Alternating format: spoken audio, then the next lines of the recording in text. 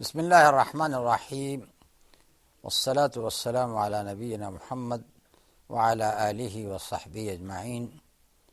Dear brothers, sisters in Islam, Assalamu alaikum wa rahmatullahi wa barakatuh. In this episode, we are going to speak about the 34th parable in Al-Quran from Surah Al-Hajj, verse number 73.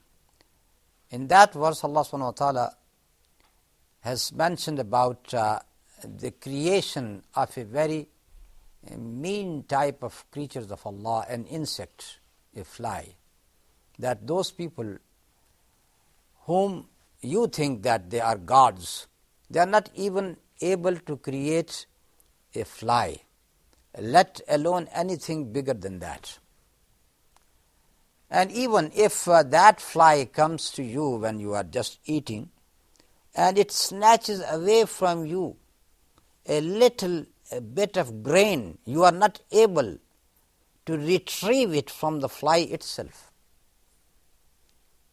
Your guards are not able to retrieve it from the fly itself, which means that the gods are feeble and weak, and those who worship them, they are worshipping a feeble God, a weak God who can't even help themselves, let alone helping the others. So that is the main parable.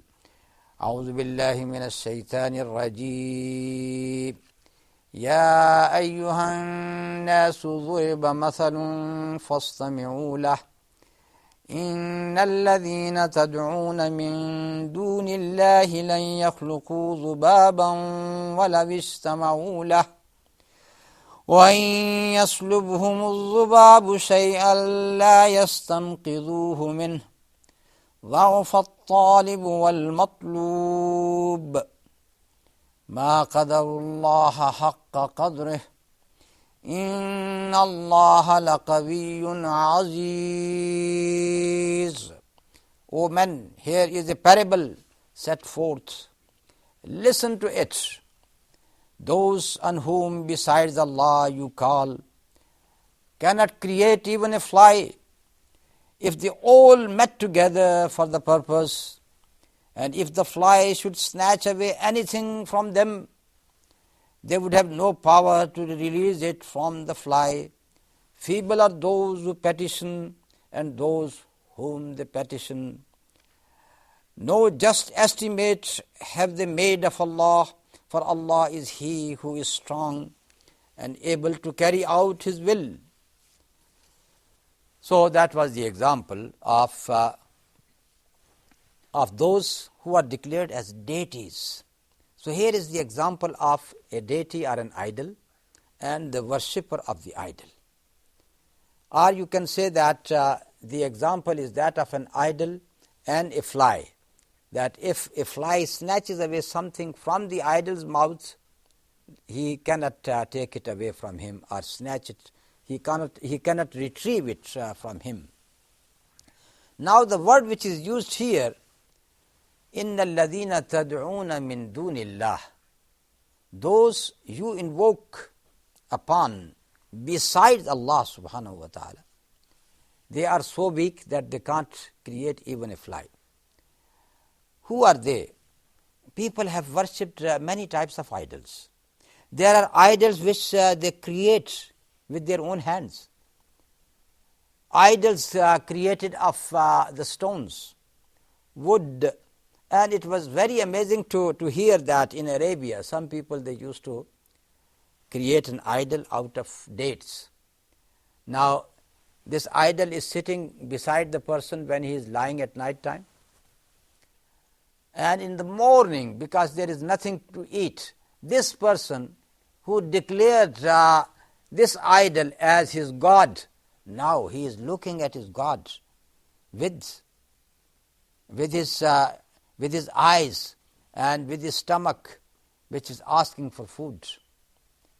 And then he eats it bit by bit, piece by piece. That was the example of their worship to their God. And there were people who have worshipped the stars And the planets, for example, we know that in Greek mythology and even in Roman mythology, they used to have a great reverence for the sun god, for the moon god, and for other stars. And that is again in India, in Indian mythology, Hindu mythology, again there are so many gods, and some of them, they are named after these planets and stars.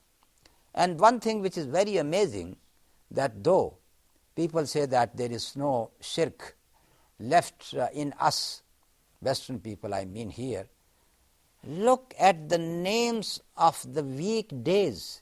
The weekdays are named after the stars. How? Weekdays are 7. And in Greek mythology, they have chosen 7 gods, because they used to believe that these gods are keep on fighting each other. So they have taken 7 big ones, and they have allotted one day to each god to please him. And this is why the word Sunday, that reminds us of sun god, Monday of moon god. And as for the other days, Tuesday was allocated to Mars, Wednesday to Mercury, Thursday to Jupiter, Friday to Venus, and Saturday to Saturn. So each god got one day. That was the concept of shirk with them. Now, as far as English language is concerned, we can have this association of Sunday with sun, Monday with moon. What about the other days? Saturday to Saturn. What about the remaining 4 days? The remaining 4 days go back to some local English gods. For example, Tuesday is after Twy god, which was a local god. Wednesday after Woden god. Thursday after Thor god. Friday after Frigg god.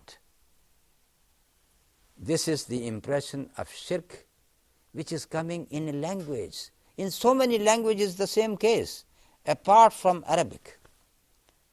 In Arabic, we say the first day, Yawmul Ahad.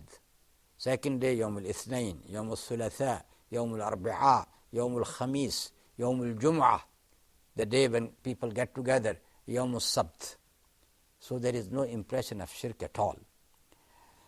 Another type of shirk which people have done, that is to believe in the pious people. Pious people, that they can meet your demands, and even after their deaths, if you invoke their names, they are going to help you. Pious people, whether they are the prophets of Allah or the saints or the common good people, many people, they have worshipped them. But in this Quran, we read that all these good people, right from the prophets of Allah subhanahu wa ta'ala, they used to invoke the name of Allah in their prayers. They used to say, Ya Rabb, O Rabb. For example, Sayyidina Nuh alayhi salam, in his moments of despair, when he saw his people rejecting him, what was he saying? Rabbi inni maghlubun fantasir. O Rabb, O Rabb. He was asking Allah subhanahu wa ta'ala, I have been dominated by the people, give me victory. In the same way, Sayyidina Ibrahim alayhi salam, in so many places in the Quran. For example, in Surah Ibrahim, Rabbana inni askantu min dhurriyati biwadin ghayri zi zar'in inda baytika al-muharram Rabbana liyuqimu as-salah. Again, Rabbana, Rabbana, repeating the word Rabbana. And Sayyidina Musa alayhi salam, Rabbi shrah li sadri wa yassir li amri. Again, the word Rabb. Our Prophet Muhammad sallallahu alayhi wa sallam, he has shown us how to invoke the name of Allah in each and every occasions. One of the biggest occasion was the Battle of Badr, and at that night, the night preceding the encounter in Badr, whole night he was praying to Allah, supplicating to Allah, asking the help of Allah subhanahu wa ta'ala. And Allah subhanahu wa ta'ala said about that invoking, إِذْ تَسْتَغِيثُونَ رَبَّكُمْ فَاسْتَجَابَ لَكُمْ أَنِّي مُمِدُّكُمْ بِأَلْفٍ مِّنَ الْمَلَائِكَةِ مُرْدِفِينَ. إِذْ تَسْتَغِيثُونَ رَبَّكُمْ, when you were asking help from Allah. Look at the word Ghaus, which is used here. Ghaus means to help. Who is your Ghaus? Who is going to help you? Who can help you in the moment of your misery and adversity and your troubles? None except Allah subhanahu wa ta'ala. That is the idea of, that is what our Prophet sallallahu alaihi wasallam has done. He did not say in his prayer, "O Ibrahim, help me," his forefather. "O Ismail, help me," his forefather. He did not say that. He just said, "Ya Allah, Ya Rabb, Ya Rahman." He was invoking the name of Allah subhanahu wa ta'ala. Istastaghithuna rabbakum. When you were invoking your Rabb, you were asking the help of your Rabb. And Allah subhanahu wa ta'ala was so pleased with that dua that he said, "O Muhammad sallallahu alayhi wa sallam, I promise you that I am going to send for you 1,000 angels coming one after the other, one after the other." And that promise was fulfilled in the battle of Badr. So it shows that if you are true to Allah subhanahu wa ta'ala, then Allah subhanahu wa ta'ala is going to help you. And I can say that most of the troubles which we are facing, the Muslims are facing, that is because of our faith, which is not very strong. Look at the entire ummah and look how many times they invoke the names of other than Allah in the moment of their despair and misery. Let them go back to Allah. Let them invoke the name of Allah. Let them be sincere to Allah subhanahu wa ta'ala, and then they can see miracles coming from Allah subhanahu wa ta'ala, as they happened in the battle of Badr, as they happened throughout the Islamic history. وصلى الله تعالى على نبينا محمد وعلى آله وصحبه أجمعين. السلام عليكم ورحمة الله وبركاته.